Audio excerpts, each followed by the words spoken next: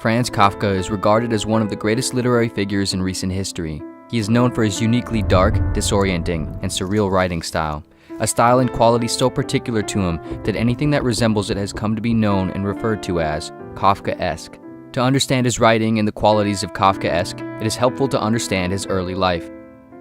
Kafka was born in Prague in 1883 to a man named Hermann and a woman named Julie. His father was a highly successful, well-to-do businessman who, through sheer force of will and a brash, aggressive personality, managed to rise from the working class, build a successful business, marry a well-educated woman, and become a member of higher middle society. As parents tend to do, Hermann hoped for a child that would measure up to his ideal stature of a person. Franz Kafka was not that. Franz was born a small, anxious, and sickly boy, and he mostly remained that way. As a result, through no fault of his own, Franz would become a great source of disappointment for his father and a sort of psychological punching bag for him as he attempted to mold Franz into who he wished he was, but could never be. Throughout his adolescence, Franz developed an urge to write as a means of dealing with his increasing sense of anxiety, guilt, and self-hatred. Of course, his father did not allow him to pursue writing and ultimately defined the borders around Kafka's life, forcing him to pursue law as a profession. During his time studying law in college, Kafka continued writing and met one of his only real friends, Max Brod, another writer who would eventually convince Kafka to publish his first 3 collections of work. These pieces sold very poorly, however, and essentially went unnoticed. After college, Kafka would go on to work in a law office and then for an insurance company. Here, Kafka would become subject to long hours, unpaid overtime, massive amounts of paperwork, and absurd, complex bureaucratic systems. Kafka was understandably miserable. While working at the insurance company, Kafka continued writing on the side, producing some of his most notable pieces including The Trial, The Castle, and America. He did not attempt to publish any of these at the time, however, and even left much of his work unfinished, believing it to be unworthy. Kafka continued working at the insurance company for the majority of his remaining short life, while continuing to write around his work schedule. In 1924, he died of tuberculosis at age 41. Kafka never went on to publish any more of his writing, nor did he ever personally receive any success or recognition for the small amount he did. He died believing that his work wasn't any good. On his deathbed, he even instructed Max Brod to burn all of his unpublished manuscripts following his death. Obviously, Brod did not follow Kafka's instructions, because here we are, 100 years later, talking about him. After Kafka died, Brod spent the following year or so working to organize and publish his notes and manuscripts. Over the decade following, Kafka would become one of the most prominent literary and philosophical figures of the 20th century. In other words, one of the greatest writers and thinkers of the century lived his life with his work buried in some drawer, aware, unaware, or indifferent to the fact that he was sitting on some of the most significant works in recent history. He lived his life in the eyes of his father, an inadequate disappointment, and yet in the eyes of history, he is an immensely important individual.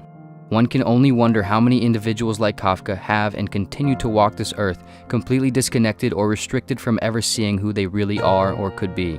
How many Kafkas have lived and died without ever sharing their voice with the world, whose voice would have changed it forever?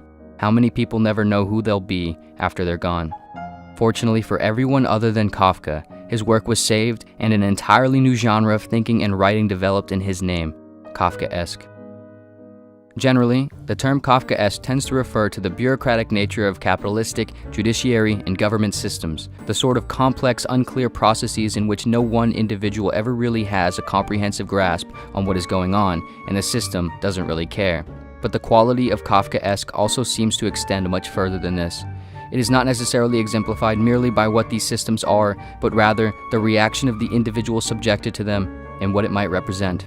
In one of his most famous novels, The Trial, the protagonist Joseph K. is suddenly arrested at his home one morning. The officers do not inform K of why he's being arrested though, and he is then forced through a long, absurd trial in which nothing is ever really explained or makes much sense. The trial is riddled with corruption and disorderliness, and by the end of the novel, after having meandered the entire thing, K is never told why he was arrested, and yet he remains guilty of his final conviction. In another one of his more popular stories, Metamorphosis, the protagonist Gregor Samsa awakes into having suddenly been turned into an insect with no clear explanation. The first and recurring issues Gregor faces throughout the novel are the problems of getting to work, dealing with his boss, and providing financially for his inconsiderately needy family. Gregor, of course, cannot do this. He is a bug, and so he experiences increased dread trying to deal with his situation while becoming a useless nuisance to his family. In both stories, the protagonists are faced with sudden, absurd circumstances. There are no explanations, and in the end, there is no real chance of overcoming them. They are outmatched by the arbitrary, senseless obstacles they face, in part because they can't understand or control any of what is happening. The crux of Kafka's style and work seems to be carried by this confrontation with the absurd, a conflict in which a character's efforts, reasoning, and sense of the world are met with inescapable parameters of senselessness, wherein success is both impossible and, in the end, ultimately pointless, and yet they try anyway.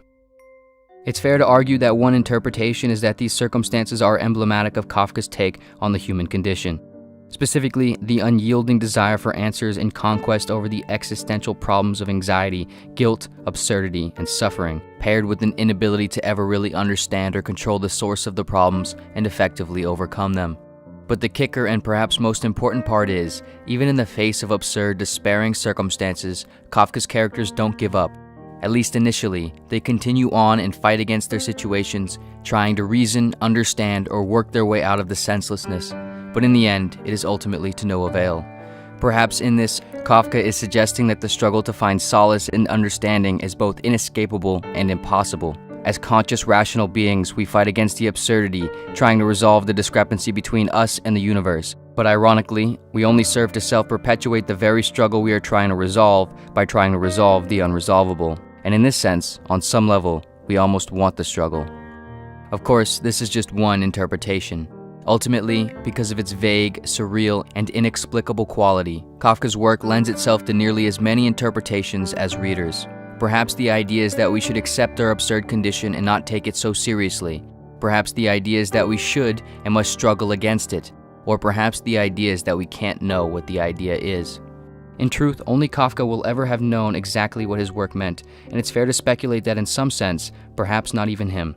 What is undeniable, though, is that Kafka's work has left a lasting impact on literature, philosophy, and humanity at large. It has helped readers around the world feel less alone in their own hunches of truth and moments of Kafkaesque experiences. Kafka's own story is not necessarily unusual. His father, although cruel, his life, although sad, neither were nor are all that uncommon. To be born into a faulty family, bad place in the world, or a weak body or brain. To live and die having never recognized one's full potential. To have been stuck in a bureaucratic cog of a business organization or government system. To have felt the guilt and anxiety of existence for no clear reason. We have all, at least at times, experienced the Kafkaesque.